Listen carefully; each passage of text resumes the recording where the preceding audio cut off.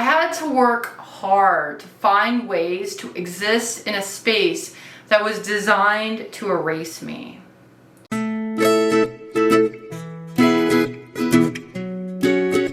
Hello and welcome to my YouTube channel. My name is Louise Williams and I am the founder and CEO of Empowerment Through Thought.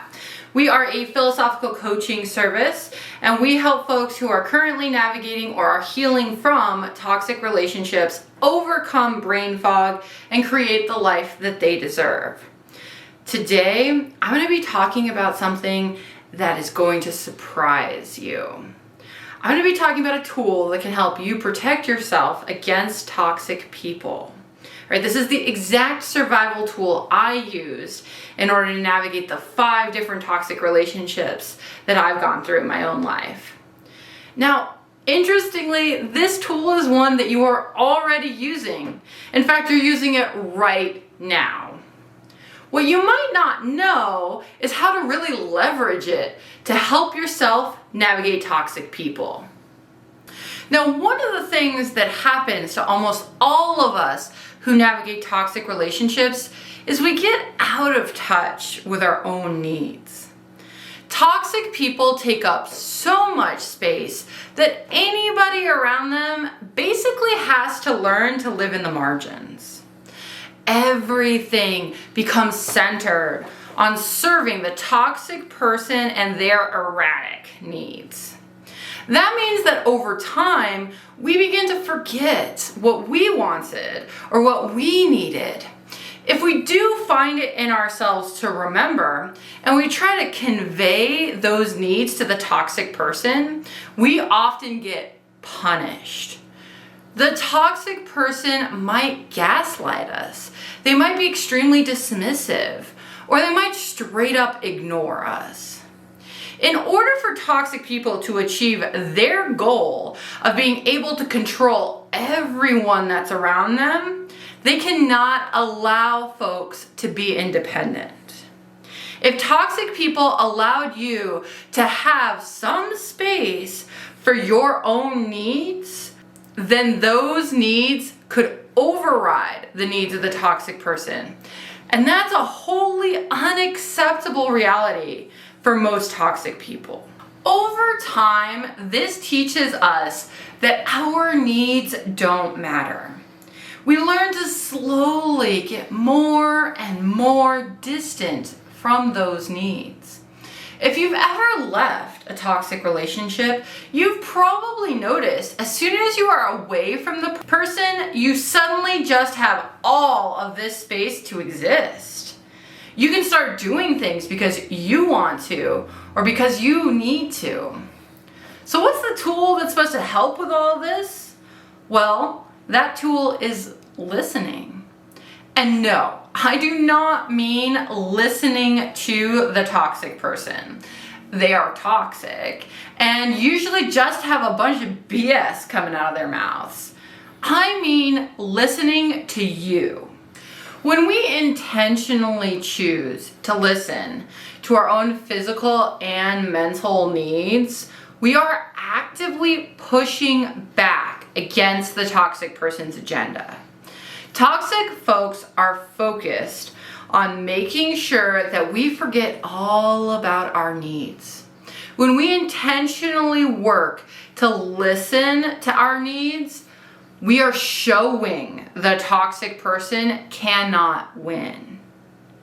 Now, there are lots of different ways we can intentionally work to use our listening abilities to protect ourselves from toxic people. A few of these include stuff like regularly checking in with our body and our emotions to see just how we're doing, right? This can be very casual throughout the day. You can just kind of, promise yourself once in the morning and once in the afternoon, you're just going to check in and be like, hey body, what's going on, right? Am I feeling upset about anything? Are we feeling good? What's happening? Right, just a quick little check-in can help you start to rebuild that bridge between you and your needs. Another way we can learn to focus on our needs and get in touch with that is by noticing the hunger signals in our body. right? Now there's a lot that goes into this, but on a really basic level, for a lot of us, when we're dealing with extremely stressful situations, which is what toxic people create, right? We kind of lose touch with even really basic things like, am I hungry? Do I want to eat now? Do I need to eat now? You can just notice those feelings when they do start to come up. Another thing we can do is learn to listen to the tension in our shoulders when we find ourselves in tense situations, right? So anytime, you notice like, oh, I'm not feeling great, check your shoulders. See, like, are your shoulders up by your ears? Is that, that's not the best posture.